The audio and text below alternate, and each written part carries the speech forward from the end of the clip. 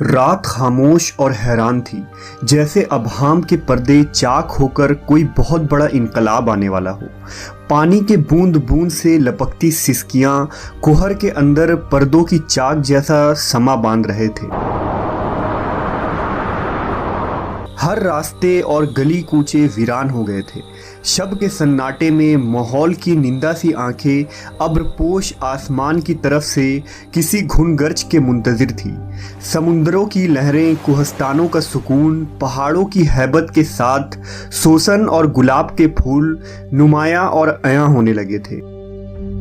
اس ختم ہوتی ہوئی رات کے سکون اور زوال کے اندر سے ایک نور طلوع ہو کر چار سو روشنی بکھیرنے والا تھا۔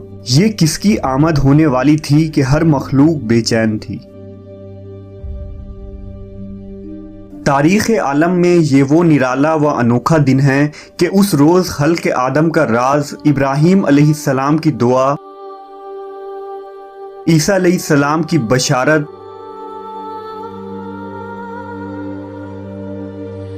یتیموں کا ماوا، بیواؤں کا مسیحا، مظلوم کی پکار، غریبوں اور مسکینوں کا والی اور پوری انسانیت کا پرسان حال پیدا ہوئے۔ اس رات میں بہت سارے بے شمار معجزات ہوئے جو اسلامی اور دیگر تاریخی کتابوں میں درج ہے۔ اگر ان معجزات کو تحریر کی جائے تو قلم کی روشنائی اور اوراق کم پڑ جائیں گے۔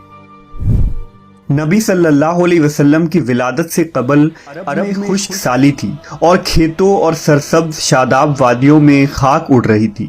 لیکن جس سال نبی صلی اللہ علیہ وسلم اپنی والدہ کے حمل میں آئے تو اچانک دنیا ہی بدل گئی۔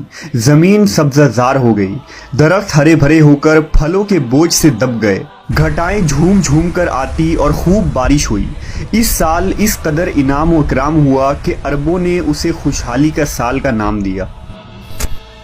نبی صلی اللہ علیہ وسلم کی ولادت سے قبل عرب کے نجومیوں میں کسی بڑی شخصیت کی پیدائش کا چرچا عام تھا، اور اہل کتاب بھی اپنی کتاب میں جس آخری نبی کی آمد کے متعلق پڑھتے آئے تھے، انہیں احساس ہو گیا تھا کہ اس نبی کی آمد کا وقت قریب آ چکا ہے۔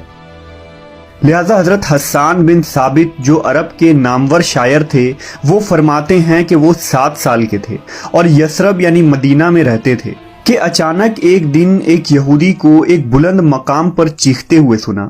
وہ کہہ رہا تھا، اے یہودیوں، آج رات احمد کا ستارہ طلوع ہو چکا ہے جس میں وہ پیدا ہوگا۔ اس طرح کے بہت سارے واقعات عربوں کے تاریخی کتابوں میں ملتے ہیں، جس سے پتہ چلتا ہے کہ حضور صلی اللہ علیہ وسلم کے ولادت کے سال ہی لوگوں کو یہ احساس ہو گیا تھا کہ وہ عظیم ہستی کی تشریف آوری بہت قریب ہے جو دنیا کی تاریخ کو بدل کر رکھ دیں گے۔ نبی صلی اللہ علیہ وسلم کی والدہ نے آپ کی ولادت کے وقت ایک خواب دیکھا کہ ان میں سے ایک نور نکلا جس سے شام کے محلات روشن ہو گئے۔ لہذا جب حضور صلی اللہ علیہ وسلم پیدا ہوئے تو ان کی والدہ سے ایسا نور ظاہر ہوا جس سے مشرق و مغرب کے درمیان ہر چیز روشن ہو گئی۔ وہ نور اتنا روشن تھا کہ بی بی آمنہ نے شام کے شہر بصرہ کے محلات دیکھ لیے۔ حضرت عثمان ابن ابی عاص رضی اللہ عنہ سے روایت ہے کہ میری والدہ نے بتایا کہ میں اس رات حضرت آمنہ کے پاس تھی جس رات نبی کی ولادت ہوئی۔ میں گھر میں ہر طرف روشنی اور نور پاتی اور محسوس کرتی تھی، جیسے کہ ستارے قریب سے قریب تر ہو رہے ہیں، یہاں تک کہ مجھے گمان ہوا کہ کیا یہ میرے اوپر گر پڑیں گے۔ جب آپ کی ولادت ہوئی تو خانہ کعبہ نور سے منور ہو گیا اور ستارے زمین کے قریب ہو گئے۔ فرشتوں نے آہستہ اور اونچی آواز سے اعلان کیا، جبرائیل علیہ السلام بشارت لائے اور عرش خوشی سے جھوم اٹھا۔ حوریں اپنے محلات سے نکل آئے اور عطر نچھاور کرنے لگی۔ بی بی آمنہ کے گھر میں عدن سے پرندے بھیج دیے گئے جو اپنی چونچوں کے ذریعہ موتی بکھیر رہے تھے۔ بی بی آمنہ کے ارد گرد فرشتے کھڑے ہو گئے اور انہوں نے اپنے پروں کو پھیلا دیا۔ بحر و بر کی ہر مخلوق تسبیح کرنے لگی اور امام کائنات کی آمد میں جھوم اٹھی۔ مشرق کے چرند و پرند مغرب کے جانوروں کے پاس مبارکباد لے کر گئے اور یہی عمل آبی جانوروں نے کیا۔ نبی صلی اللہ علیہ وسلم کی ولادت سے کفر کے ایوانوں میں بھی ہلچل مچ گیا۔ نبی کے والد محترم حضرت عبداللہ آپ کی ولادت سے قبل ہی انتقال کر چکے تھے۔